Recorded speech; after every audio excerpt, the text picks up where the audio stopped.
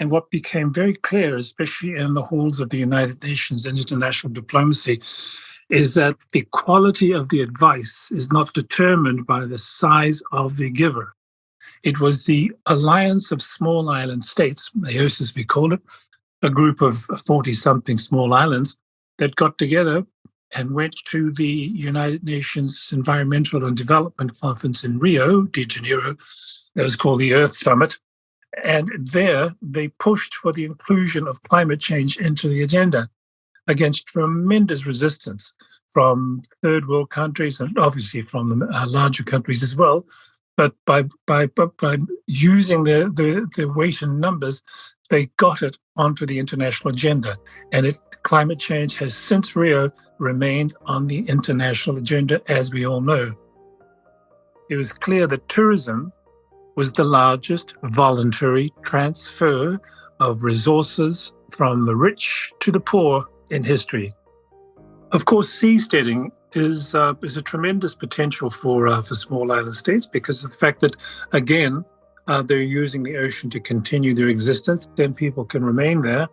And also, it can be a source of easing population pressures on busier and more crowded coastal areas in different parts of the world. I'm working with the bad boys.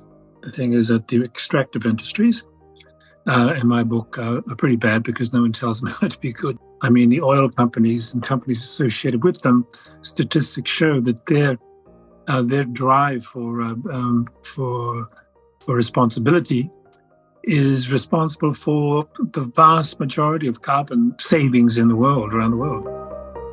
Welcome to the Blue Economy Primer, a New Orleans-based podcast where you learn from the experts the practical tools and solution sets that will empower your community to adapt and thrive in a new blue era of rising seas and economic discontinuity. Today we are speaking with a preeminent thought leader, diplomat, and pioneer in the international realm of sustainable development policy, island state climate resilience, renewable energy independence, and cultural preservation. In the 1990s, he was a key organizer of the development continuum, which ultimately defined the global agenda we now call the United Nations Sustainable Development Goals. Originally from Samoa, he's a highly respected point of reference for government and industry leaders across the broad reach of Pacific, Polynesian, and Caribbean communities. His keen understanding of how to reconcile sustainable tourism and energy independence with the powerful forces of globalization make him an invaluable resource for at-risk island and coastal communities seeking to effectively navigate existential threats to not only their cultural heritage, economy, and way of life, but also the accelerating loss of the very land on which they live. Lelei, it's such an honor. Thank you so much for joining us on the Blue Economy Primer. Can you please introduce yourself to our audience? Hi, Greg. It's a pleasure to be on this program, and congratulations to all of you on the great work that you're doing, highlighting the major issues in conservation of your region and, of course, the country and the planet. Your introduction was pretty comprehensive, so there's not much I can add to that, except for the fact that I'm a development entrepreneur, and my CV looks like a dog's breakfast, so that's why there are so many things in so many different places. But I'm always looking at being involved in projects and initiatives which can further sustainable development on the planet. Your bio and additional information and links will be available on the webpage that we'll have for this podcast, and I highly encourage everybody to look at your background. It really looks like an introduction for a Nobel winner or something. The work you've done in the background you have is just tremendous in terms of the global reach and the importance of the work that you've done. That's very kind of you to say so. But I just try to fill in wherever I can. Great. Well, could you tell us a bit about your background and maybe your early career and how you became such a ubiquitous point of reference at the intersection of global policy related to sustainable island communities? Well, I'm from a small island called Samoa, and I remember as a kid that I got my injections to save my life and to increase my health from the World Health Organization. Then my schooling was helped because of the UN Environmental, Scientific, and Cultural Organization, UNESCO. And then, the independence of my country, which took a lot of lives of relatives and ancestors of mine. The independence of my country was made possible through the Trusteeship Council of the United Nations system. So essentially, after all the bloodshed, it was some pretty agile diplomacy which got my country independent. So hence, I became very interested in international assistance for small islands and small people like me who had no other resort to power or influence. Hence, my ending up in the international sphere. So I'm not even sure where to begin. There's so much I want to ask you about your views about what the future holds for low-lying coastal and island communities. But how about if we start with what is your best case scenario or positive future scenario of how these communities could possibly navigate the impacts of climate change and associated land loss? Well, I'm from the Pacific Ocean, the largest part of the globe. So oceans are very important to me. And when people talk about land loss, I tend to think more about ocean gain in the sense that ocean is reclaiming land as opposed to the other way around. So it's not quite as sort of existential threat in my mind as it may be to others. And the thing is that as Polynesians, we settled and navigate. We're known as probably the world's greatest navigators, and we settled over a third of the world's area and settling throughout the Pacific Ocean. So we're accustomed to migration. So the idea of hanging on to land because of whatever reason is not quite as important as it may be for people from large land areas. So I think that migration properly done to other larger islands or even to continental bodies is the way to help the movement of the oceans onto land. This is already being done. Small islands like Tuvalu and Kiribati in the Pacific have bought land in Fiji, for example, and they're looking at buying land on Australia and even New Zealand, so to transport their migrations across there. You've seen the movie Moana, right? And Maui, the hero, he pulls land out of the ocean. So essentially, it's this sort of mentality that, if we can't find it where we are, go elsewhere and find it there and set up there. So I think that's the way it would probably go, sort of migration to other land masses in a sensible and predictable way to ensure that the oceans gain or regain the land and the people are able to live on other larger tracts of land. Could you talk a little bit about your early career and from that, early Samoan experience and how you became such an important figure in the lives and policies and development, sort of the modern development of Polynesian nations and Caribbean communities? It was from this early realization that much of our fate lay in the hands of people thousands of miles away that led me to a career which took me to other lands, essentially for education, and then from education through to for jobs largely in communications, broadcasting, and journalism, so that I could look further into what made these larger powers work and to see how we could use them for our own benefit. And from there, looking again at these slightly larger countries like New Zealand, I looked at the wider stage. And what became very clear, especially in the halls of the United Nations and international diplomacy, is that the quality of the advice is not determined by the size of the giver. So I noticed that there are an enormous number of very, very important movements in history which came from recommendations from small countries like Malta, a small country in the Mediterranean. They were one of the larger movers in the entire United Nations system, looking at a more productive way of dealing with oceans and dealing with each other on oceans, so that they stopped fighting as much over marine bodies and things. So it was from there that I started to look and realize that, the larger the body sometimes, the more opportunities there are in the gaps within the body itself that you could get things done. You could move them by it's sort of like oiling a big machine. If you knew where to put the oil, you knew you could move or retard the movement of a very large machine. So with this is where my career took me, because then I would work in organizations, largely nonprofits, which looked at parts of the world which almost desperately needed assistance from outside, but did not quite know how to access it. So this is where my career took me, to the non-governmental humanitarian and development area, where one of the key things that we did was something that we learned in the South Pacific. We learned that before you give anybody anything, ask them directly what they need, and they will tell you.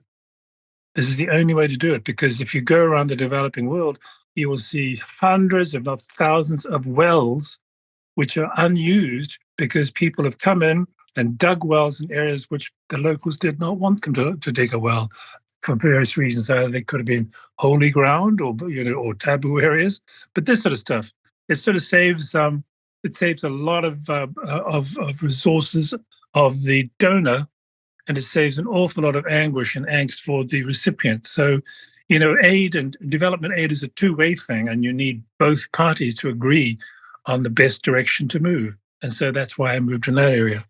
And then from the non-governmental area to the United Nations. And then, of course, in the United Nations, a lot of things could be done.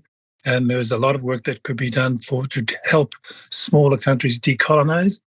I mean, some of the people that I snuck into the United Nations many, many years ago were regarded as terrorists by other countries, larger countries, but they turned out to be leaders of their own independent nations after they took their countries to independence. So there again, these large bodies, while they may be controlled by a small number of very powerful countries, can be used for the benefit of smaller, largely helpless countries at some stage. And of course, once they're independent, they become very valuable members of a global community, which requires consensus at many different levels to get things done. And of course, consensus is terribly important in the most important part of what we as humans have to do. That is the existential problem of retaining human life on Earth by controlling climate change.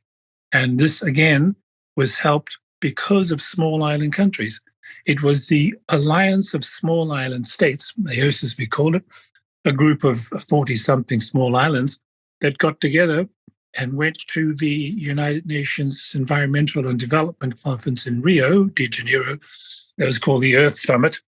And there they pushed for the inclusion of climate change into the agenda against tremendous resistance from third world countries and obviously from the larger countries as well. But by using the weight in numbers, they got it onto the international agenda. And climate change has since Rio remained on the international agenda, as we all know. And now it's being listed and recognized as the leading existential threat to humanity. So again, this was done by small island states. And back to my point again, that the quality of the advice is not determined by the size of the advice giver. I'll repeat that. The quality of advice is not determined by the size of the advice giver. Mm-hmm. Well, from my own work with island and coastal communities, I have very mixed attitudes about the tourism industry as both a key economic driver and a destroyer of cultural heritage. The Italians summarize this idea with the phrase turismo terrorismo when describing the devastating impacts of unchecked tourism that has taken place in places like Venice. So do you have a good example of this approach that you're talking about that has worked out particularly well for island or coastal community? When I went back to Samoa for a university vacation, I helped out in a research program which looked at local people and tourism. And one of the things which one of the elders told me, and this was a consistent message that came through, is that they love tourism because they met these people from faraway lands and heard about them. It was very interesting. about their lives and how they got there. But there was a problem. I said, so what's the problem? They said, well, we can't afford much more tourism. And I said, why? And then they explained that, as part of their culture, they had to give the very best of what they had to visitors that came to their villages. So this is what's happening. So tourists were coming in and they were getting the very best of the locals and enjoying it, but they didn't realize that the locals had very little else after they'd given them their best. So this pointed out to me the power and the impact that negative and otherwise that tourism could have. But then looking more closely at it, it was clear that tourism was the largest voluntary transfer of resources from the rich to the poor in history. And I mean voluntary. It's the largest voluntary transfer of resources from the haves to the have-nots in history. So it has an enormous amount of power. Tourism money, especially if it's worked properly in small destinations, goes more to the local population rather than development aid, which goes through the government's coffers, and of course gets pushed into more pressing problems that the government sees, and little of it goes to the communities in themselves. Now there is, of course, as you say, the phrase "turismo terrorismo," which the Italians have dubbed the over-tourism of places like Venice. Well, this is a clear example of non-sustainable tourism, because what's happened is that they've just allowed an unchecked flow of tourists into their very fragile environment, and it's destroying it. And the thing is, again, they were after the money and forgetting about the fact that the people were drawn to Venice because of the beauty of the mixture of the way ancient structures existed in this wonderful, beautiful lagoon. And so over-tourism is slowly destroying what people came to see, so they won't come and see it again. They're doing things about it now. So that was based on greed and non-sustainability. For example, if you go next door to France, they dealt with it completely differently. The French saw that over 40 million people were invading Paris, their prized tourism product. And so they thought, let's try to redirect how these people transfer into our country. So what they did was they knew that all tourists were attracted by Paris and by French wines. So what did they do? They built wine routes. So they siphoned off millions of tourists into the countryside to taste the wine and get them out of the city mainly. So that also helped these wine producers in rural areas. And of course, the next thing that was done, the Italians themselves did a very good job of agro-tourism, where tourists were then reduced to farms and farm stays.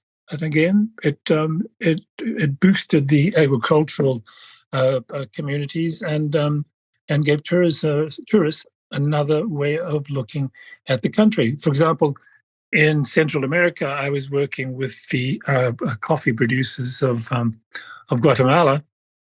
And one of the things we said was, look, just build a little store where people can buy coffee, they can buy knickknacks to take home with them when they come to visit your finca, your coffee farm. And they did this. And eventually what's happened now is that most coffee growers in Guatemala, for example, and this is indicative of many parts of coffee growing countries, most of them are making more money out of tourists than they are out of coffee. So this is the way you use something which can threaten you in a productive way. And it is also, I think for me, it's the only peace dividend. Because when people stop shooting at each other across borders, the money saved doesn't go towards school or health or whatever. The money saved on weapons goes again into the treasury and other things. But what happens in most former combatant territories is that the people stream across borders to look at each other to see how they are, what they're doing, and they've heard so much about them, and so therefore they're bringing their cash in both directions. Again, that's the real peace dividend. And once you meet people that you were told were demons, and you see them, you taste their food, when you shake their hands, you're much less likely to bomb them in future. So there's that. So I think the tool for me is one of the largest and most powerful anti-poverty tools that we have been given. And that's why I like working with them, because it's the way that we can get resources to resource poor pockets of the world. And it's a wonderful way to get people to meet other people in different parts of the world. Mm-hmm. Yeah, well, that certainly hits home thinking about after Katrina here.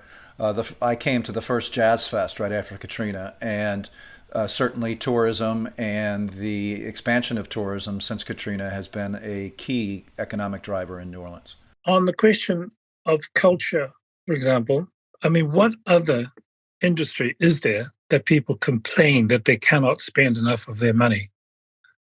When tourists go to a destination, their biggest complaint is there wasn't enough to buy. There weren't enough knickknacks and souvenirs for them to buy. They basically come into a place and they say, hey, I'm here, where can I spend my money?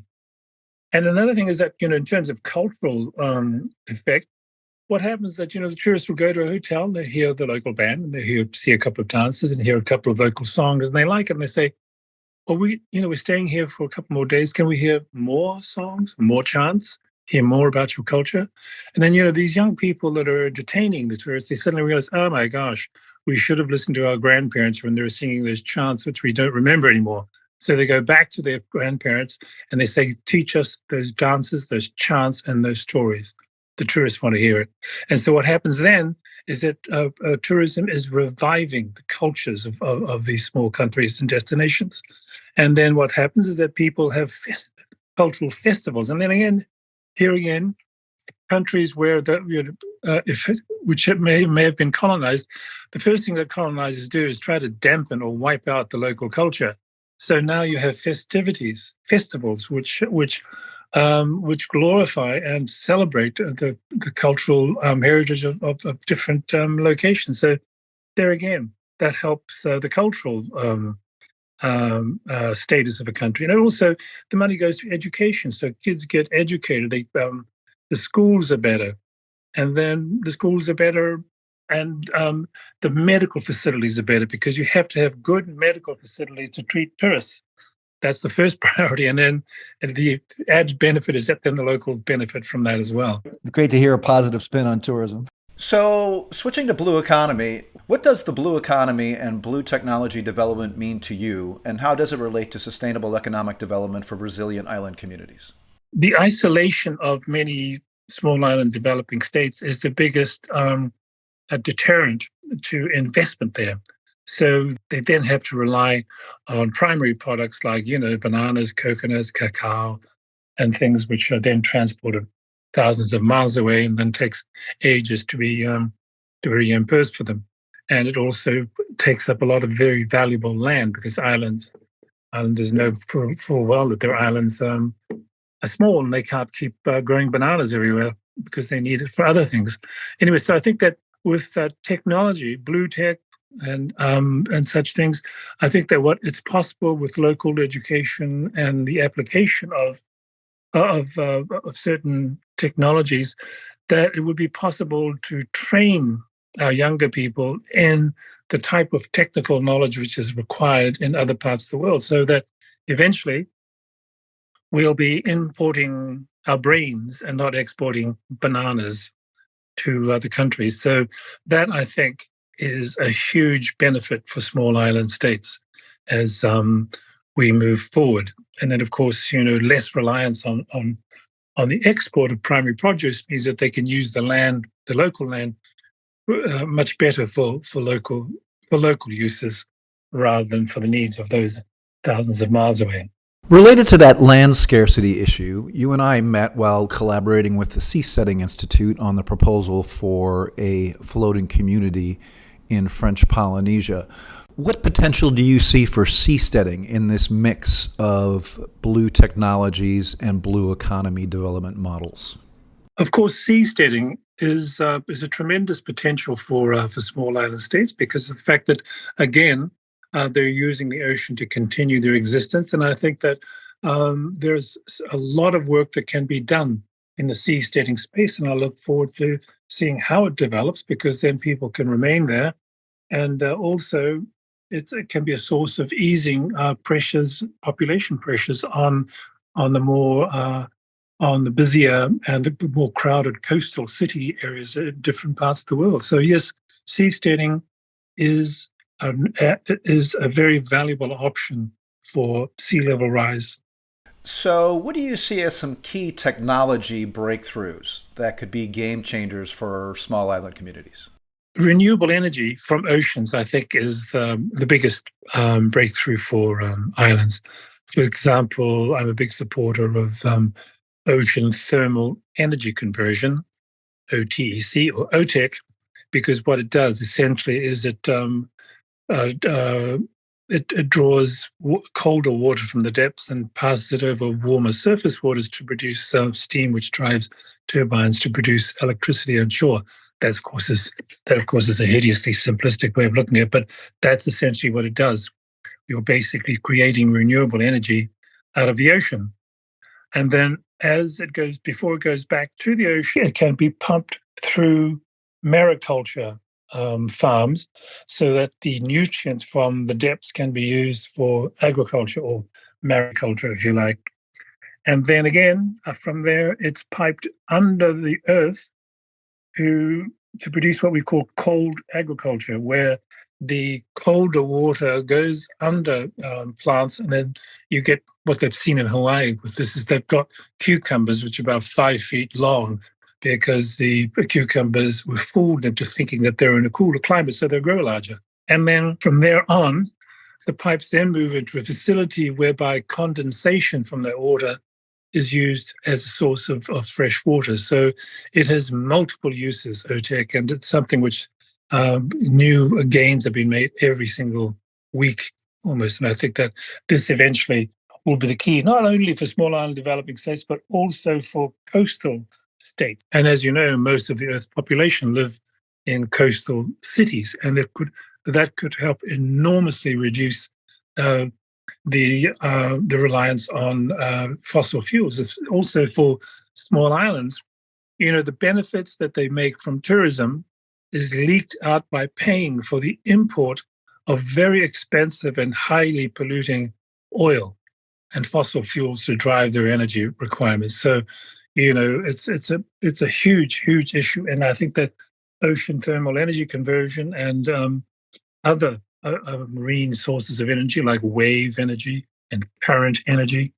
So, you're not only seeing machines which harness the power of waves on the surface of the oceans, but we're also seeing current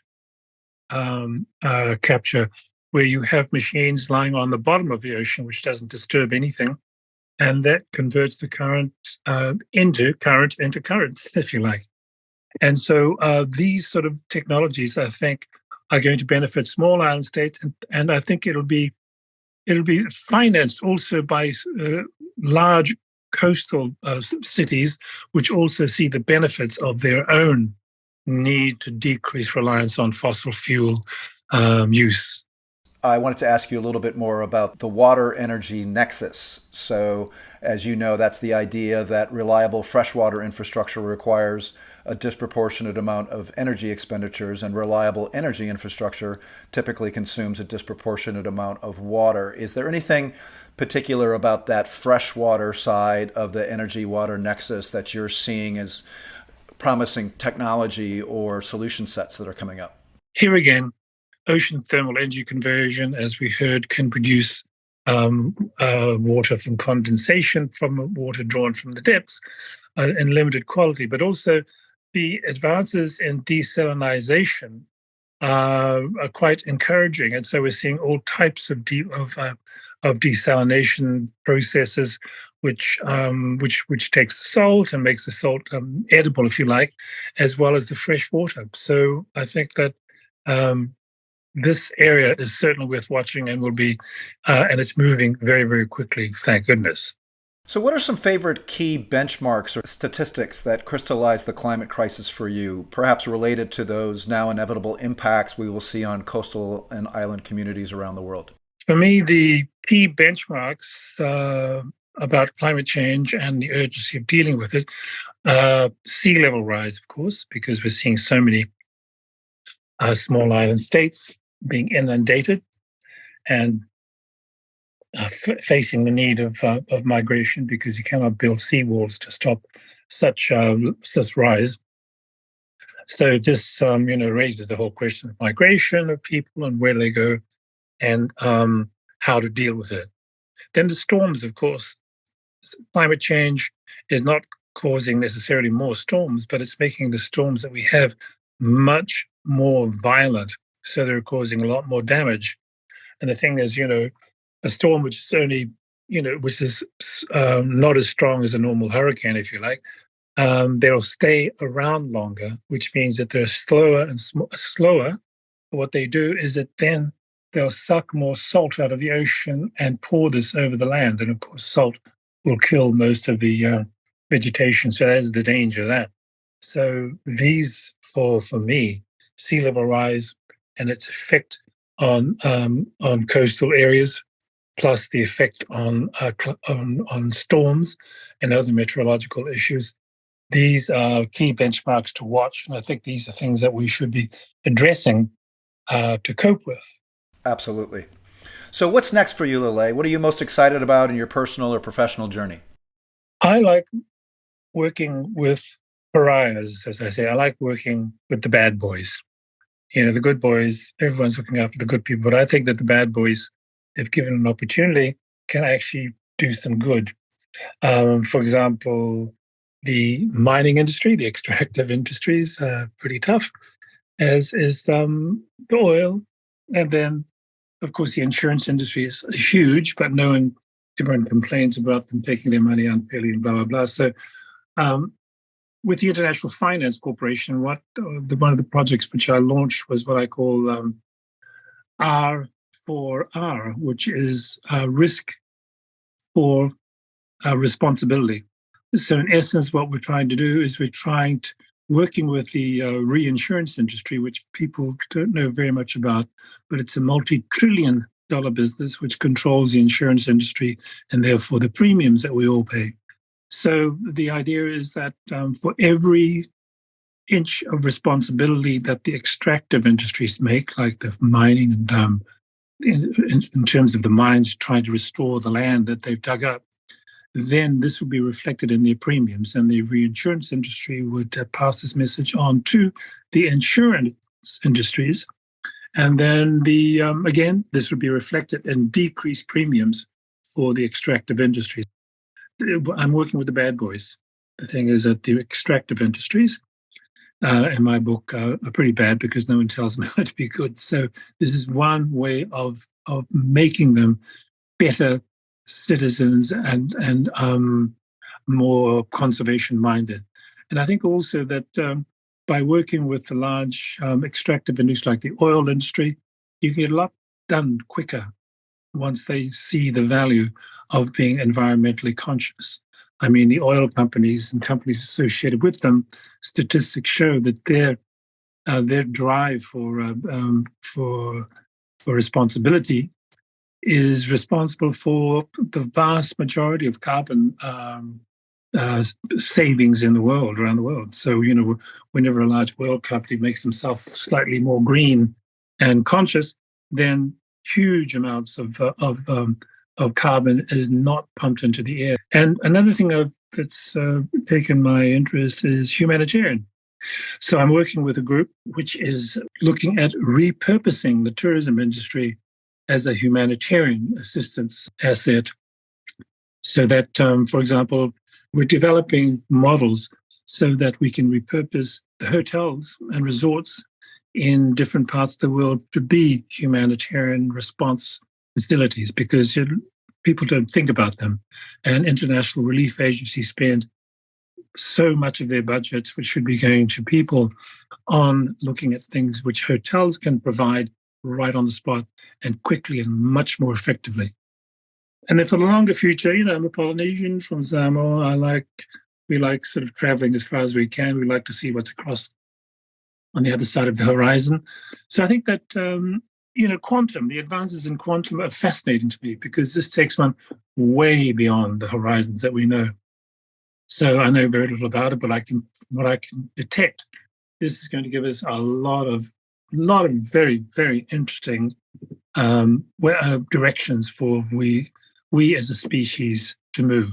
In terms of the tourism for humanitarian, is that a particular group or organization you're working with? For humanitarian and tourism, I'm working with a group called Blue Yonder, which is run by a fellow called Gopi Perennial in Kerala, in the state of Kerala, India, where they've started to develop a model which we're going to refine and make more adaptable to different parts of the world, starting with the Caribbean and the Pacific, the islands, of course, and then moving into coastal regions as well. When your work intersects with large petroleum or fossil fuel companies and mining companies, is there a particular idea or technique or tipping point that you find that you've seen changes the behavior or creates a positive feedback loop that you're referring to? One of the events which moved my interest in this direction was during the so-called carbon wars, when they're sort of fighting about, whether carbon is or carbon isn't, effective, blah, blah, blah. And then for me, the important thing was that the reinsurance industry, I think it was Frankfurt Re, came out and said, well, we don't care what you think. We're the reinsurers. We think there is climate change and it's impacted by carbon. So this will be reflected in the premiums that we charge you people. So that ended the carbon war publicly pretty quickly, which is one of the reasons why I wanted to work with the reinsurance industry. Is there anything that you're tracking, or to the extent that you're keeping an eye on the United States Gulf Coast and what's going on here, and what we can possibly learn from all of this other great work that's going on out there? In the Gulf, we've seen the damage, the man-made damage that can be there. But I think that it might be useful, and you people are actually doing it, to look at the natural movement of water and of land, and trying to make best possible use of that, rather than putting up building walls. As you know, building walls doesn't work very well. So I think that maybe looking at ways of adapting as best we can to the changes in the coastal areas might be a useful thing to look at, rather than trying to build barriers to the encroachment of water. This, again, as I said, it's not land loss, it's ocean gain. This has been really wonderful conversation. Anything else that you'd like to touch on that you think is relevant for our blue economy, blue technology discussion, and where you see us going globally? Again, technology, we as a modern species of humanoids, I think that technology is our greatest defender and our greatest weapon. But I think that maybe more attention should be paid on seeing it as a sidekick rather than as a leader in the things that we want to do. And that the fact is that, the climate is not our enemy so much. It can be also our friend, or at least not a dangerous enemy in the longer term if it's handled properly. And likewise, the loss of land, I think that, if you look farther inland, you'll probably find that the non-sustainable practices far inland can affect the coastal areas, the erosion of coastal areas much more in a much more damaging way than nature can with its oceans. Certainly in the long run, we want to take a watershed approach to the entire Mississippi Valley. I kind of see that as our future phasing of the work we're doing here, is to look, like we should everywhere in the world, to really look at the land as a series of interacting watersheds that then obviously interact with the ocean. Well, Lelei, thank you so much. I really appreciate your time and, of course, all the great work that you're doing. And I will hope that we can stay in touch and certainly benefit from all the things that are going on. And we'll hope to see you at some point here in New Orleans. I look forward to it. Yeah, do keep me on your mailing list so I can see what you guys are up to. Thank you for joining us on the Blue Economy Primer. If you enjoyed today's podcast, don't forget to subscribe on your favorite podcast platform. Please help us spread the word, and be sure to visit our website at www.deepblue, blue.academy, where you can find all of our available episodes, access important links and supporting information for each episode, send us your comments and/or suggestions for potential guests and topics, get more information about our community engagement initiatives, and join our mailing list, as well as make a much appreciated tax-deductible donation to support our nonprofit education and research mission. Thanks again to the Dan Lucas Memorial Foundation and the Pontchartrain Conservancy for their critical financial and institutional support. Until next time, when we meet again on the ever-expanding horizon of the blue economy.